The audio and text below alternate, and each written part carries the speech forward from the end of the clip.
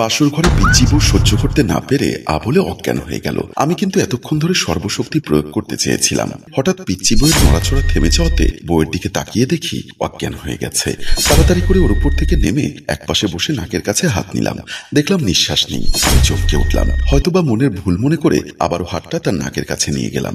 দেখলাম কোনো শ্বাস প্রশ্বাস নেই। হায় হায়, এ কি হলো? বাসর করতে গিয়ে বউকে জানে শেষ করে দিলাম। কে আমাকে এভাবে বাসর করতে বলল? হঠাৎ করে নিজের ভেতর কেমন জানি এক পৈশাচিক শক্তি চলে আসলো। কোনো কথা না বলে বাসর করতে গেলাম। আমার মাথায় ছিল না আমার সদ্য বিয়ে করা স্ত্রী খুব ছোট মেয়ে, যাকে সবাই পিচ্চি বউ বলে ডাকে। আর আমি এতটা আবেগপ্রবণ না হয়ে কি পারি?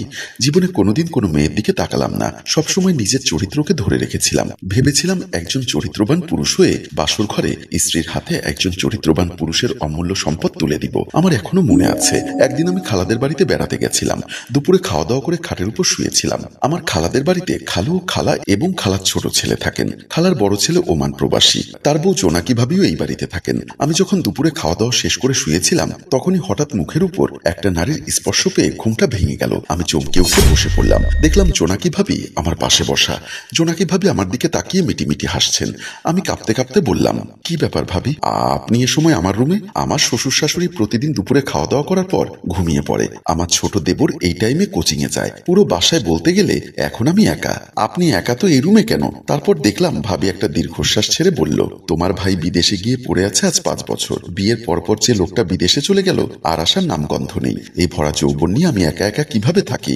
আমি যতটুকু জানি ভাইয়া প্রতি রাতেই আপনার সাথে ভিডিও কলে কথা বলে। ভিডিও কলে কথা বললেই কি যৌবনের জ্বালা মেটে? ওকে দেখলে আরো বেশি জ্বালা বাড়ে। যতক্ষণ ও কলে থাকে ততক্ষণ আমি ফুটন্ত পানির মতো ছটফট করতে থাকি। যখন ও লাইন কেটে দেয় তখন চাহিদার তীব্রতা আরো বাড়ে। সারা রাত খাটের মধ্যে এপাশ ওপাশ করতে থাকি। শান্ত করার মানুষ কেউ নেই। কথাগুলো বলতে বলতে ভাবিকে দেখলাম আমার দিকে কামুক দৃষ্টিতে তাকিয়ে থাকতে।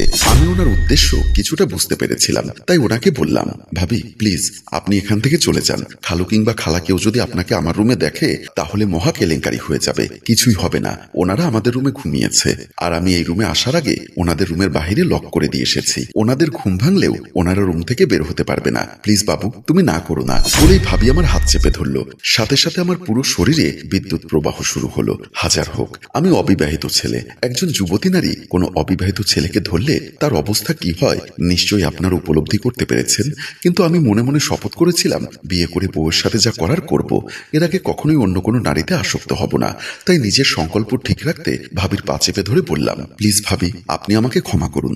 আমার পক্ষে আপনার সাথে অবৈধ মেলামেশা করা সম্ভব না। কেন সম্ভব না? তুমি সম্পর্কে আমার দেবর। ভাবির সাথে দেবর সব কিছু করলে কোনো সমস্যা নেই। বলে উনি আমাকে ওনার বুকের দিকে টেনে নিচ্ছিল।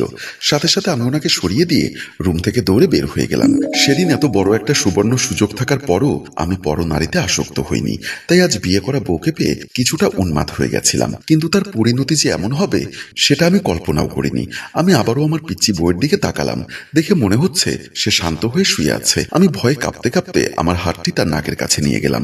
দেখলাম শ্বাস প্রশ্বাসের কোনো অস্তিত্ব নেই। সত্যি সত্যিও মারা গেছে। পিচ্চি মেয়ের সাথে এভাবে বাসর করলে সে তো মারা যাবেই। এখানে আমারই বা কি দোষ? যত দোষ সব আমার বাবার। আমি এত পিচ্চি মেয়েটাকে বিয়ে করতে চাইনি। প্রথম যেদিন এই মেয়েকে আমি আর আমার বাবা ওদের বাড়িতে দেখতে গেছিলাম, সেদিন আমি আর বাবা ওদের ড্রয়িং রুমে বসেছিলাম। কিছুক্ষণ পর মেয়ের ভাবি মেয়েকে নিয়ে ড্রয়িং রুমে আসলেন। এসে ওরা আমাদেরকে সালাম দিল। আমরা সালামের উত্তর দিলাম। মেয়েকে আমার পাশাপাশি বসালো। আমি চোখ আর করে মেয়েটির দিকে তাকিয়ে চমকে উঠলাম। এ কি, এ তো একটা পিচ্চি মেয়ে। দেখে মনে হচ্ছে এখনো 18 বছর পূর্ণ হয়নি। বাবার কি মাথা ঠিক আছে? এমন একটা পিচ্চি মেয়ের সাথে আমার বিয়ে ঠিক করলো। আমাকে বিচলিত হতে দেখে মেয়ের ভাবি বলল, কি ব্যাপার ভাই, আপনার কি কোনো সমস্যা? আপনি কি বাথরুমে যাবেন? আমি বোকার মতো মাথা নাড়িয়ে বললাম, না না কোনো সমস্যা নেই। তখন মেয়ের ভাবি বলল, চাচা আমার স্বামী বিদেশ থেকে ফোন করে সব কথা বলে দিয়েছে। বলেছে আজকে আপনারা ওকে দেখতে আসবেন। যদি আপনার ছেলে আমার ননদকে পছন্দ করে তাহলে বিয়ের কথাবার্তা পাকাপাকি হলে আমার স্বামী বিদেশ থেকে আসবেন। আমার বাবা বলল, বৌমা তোমার শ্বশুর মঞ্জুর মোর্শেদ ছিল আমার বন্ধু। সে বেঁচে থাকতে তাকে আমি কথা দিয়েছিলাম ওর মেয়েকে আমার ছেলের বউ করে নিব। কিন্তু দুর্ভাগ্য আমার বন্ধু মঞ্জুর মোর্শেদ মারা গেল। আমি আমার কথা রাখার জন্য তার মেয়েকে আমার ছেলের বউ করে নিয়ে যেতে চাচ্ছি। মেয়ের ভাবি বলল, আপনি আমার শ্বশুরকে কথা দিয়েছেন ঠিক আছে, কিন্তু আপনার ছেলের চেহারা দেখে কেন জানি মনে হচ্ছে তার মনে হয় আমার ননদকে পছন্দ হয়নি। না না নিশ্চয়ই আমার ছেলের পছন্দ হয়েছে, কিন্তু সে একটু লজ্জা পাচ্ছে। বাবা যদিও ওনাদের সামনে আমাকে লাজুকলতা হিসাবে পরিচয় করিয়ে দিলেও আমি লাজ লজ্জার মাথা খেয়ে বাবাকে বললাম, বাবা তোমার সাথে আমার একটু কথা আছে, এদিকে এসো। বলে আমি ড্রয়িং রুম থেকে বের হয়ে গেলাম। বাবাও আমার পেছন পেছনে আসলো। আমরা পর্দার আড়ালে আসার পর বাবা আমাকে বলল, কিরে বাবু, তুই এভাবে চলে আসলি কেন? বাবা, তোমার কি মাথা ঠিক আছে? কেন তুই আবার আমার বেঠিক কি দেখলি? এত ছোট মেয়েকে আমাকে বিয়ে করতে বলছো? আমার কথা শুনে বাবা যেন আকাশ থেকে পড়ল। তাই অবাক হয়ে বলল, ছোট হয়েছে তাতে কি? আমি খবর নিয়ে দেখেছি মেয়েটি লক্ষ্মী, 5 ওয়াক্ত নামাজ পড়ে, মাদ্রাসায় লেখাপড়া করে, কোরআন হাদিস সব তার মুখস্থ। এমন একটা লক্ষ্মী মেয়েকে বউ হিসাবে পাওয়া তো ভাগ্যের ব্যাপার। বাবা, তুমি বুঝতে পারছো না, এই মেয়েকে বিয়ে করলে নিশ্চিত পুলিশ কেস হয়ে যাবে।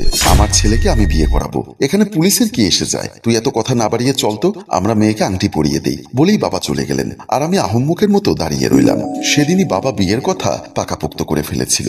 আমিও নিরুপায় হয়ে ওকে বিয়ে করে ফেললাম। কিন্তু বিয়ে করে বাসর ঘরে এসে যে এরকম একটা ঘটনার মুখোমুখি হব, সেটা আমি কল্পনাও করিনি। আমি আবারও তার নাকের কাছে হাত নিয়ে গেলাম। যদি বন্ধ হয়ে থাকা দম ফিরে আসে, যদি সে বেঁচে ওঠে, তাহলে তো আমি বেঁচে গেলাম। কিন্তু ভাগ্য আমাকে অবাক করে দিয়ে দেখলাম সে সত্যি সত্যি মারা গেছে।